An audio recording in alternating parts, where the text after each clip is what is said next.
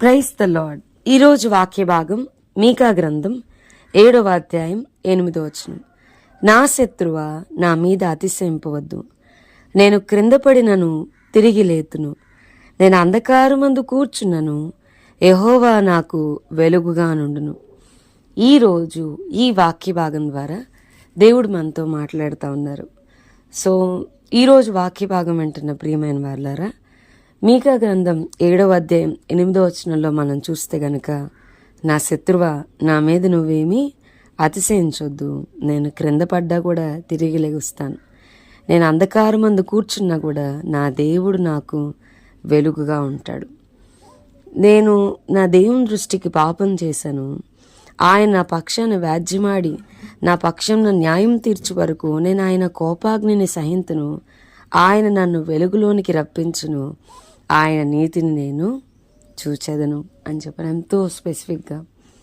మరి కొన్నిసార్లు మనం చేసిన వాటిని బట్టి కావచ్చు, మనం తీసుకున్న డెసిషన్స్ బట్టి కావచ్చు, దేవునికి మనకి ఎడబాటు రావచ్చు. మనం చేస్తున్న పాపము లేదా చేసిన పాపము దేవుని నుండి మనల్ని దూరం చేసేయచ్చు.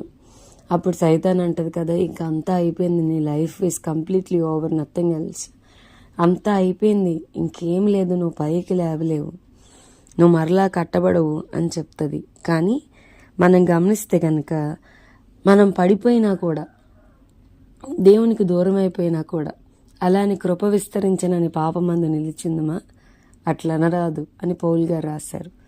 సో మనం ఎప్పుడైనా దేవునికి దూరం అయితే, మన వ్యక్తిగత డెసిషన్స్ బట్టి కావచ్చు, మనం చేసిన దోషాలను బట్టి కావచ్చు, దేవునికి మనకి మధ్య గ్యాప్ వచ్చేస్తే వాక్యము పరిష్కారం చెప్తుంది. దేవుని కొరకు ఎదురు చూడు, ఆయన కొరకు కనిపెట్టుకో, ఆయన నీ ప్రార్థన ఆలకిస్తాడు. మనం క్రింద పడినా కూడా పైకి లేపడానికి ఆయన ఇష్టపడతాడు. అంధకారమందు కూర్చున్నా కూడా మన దేవుడు మనకి వెలుగుగా ఉండడానికి ఇష్టపడతా ఉన్నాడు. వెలుగులోనికి రప్పించి ఆయన నీతిని మనకు కనపరచడానికి ఆయన ఇష్టపడతా ఉన్నాడు. మనం ఎప్పుడైతే మనం ఉన్న స్థితిలోనే ఉన్న పాటున ప్రభు దగ్గరికి వస్తామో, ఆయన క్షమించుటందు కనికరించుటందు సంతోషించే దేవుడు మనల్ని హత్తుకుంటాడు. నా శత్రువు దాన్ని చూచును, నీ దేవుడని యెహోవా ఎక్కడ నాతో అడినది అపమానం నందును, అది నా కండ్లకు అగుపడును. ఆయన అంటున్నాడు ఈరోజు మనతో మాట్లాడుతూ, నీ గోడలు మరలా కట్టించే దినము వస్తూ ఉంది, అప్పుడు నీ సరిహద్దు విశాలపరచబడును. ఒకసారి పడిపోయాం, ప్రభువుకు దూరం అయ్యాం, ఇంకంతా అయిపోయిందని ప్రభువుకి అట్లనే దూరంగా ఉండకుండా ఆయన దగ్గరికి మరలా తిరిగి పరిగెత్తుకుని రాగలిగితే, తప్పిపోయిన కుమారుడు తండ్రి దగ్గరికి వచ్చినట్లుగా దినమెల్లా చేతులు చాపి తిరుగుబాటు చేస్తున్న వారి కొరకు, లోబడనొల్లని వారి కొరకు చేతులు చాపి ఎదురు చూస్తున్న దేవుడు అంటున్నాడు, నేను మరలా నీ గోడల్ని కడతాను, నీ సరిహద్దుల్ని విశాలపరుస్తాను. మనం ఆయన దగ్గరికి వెళ్తే చాలు, మన పాపమును కాక, మన గతమును కాక, వాటిని బట్టి మనల్ని ట్రీట్ చేయకుండా, ఆయన ఇదిగో నా వీపు వెనకాల అగాధ సముద్రంలోనే, అందులోనే నీ పాపాన్ని వేసేస్తాను, మరన్నిటికీ నేను జ్ఞాపకం చేసుకొని అన్నాడు.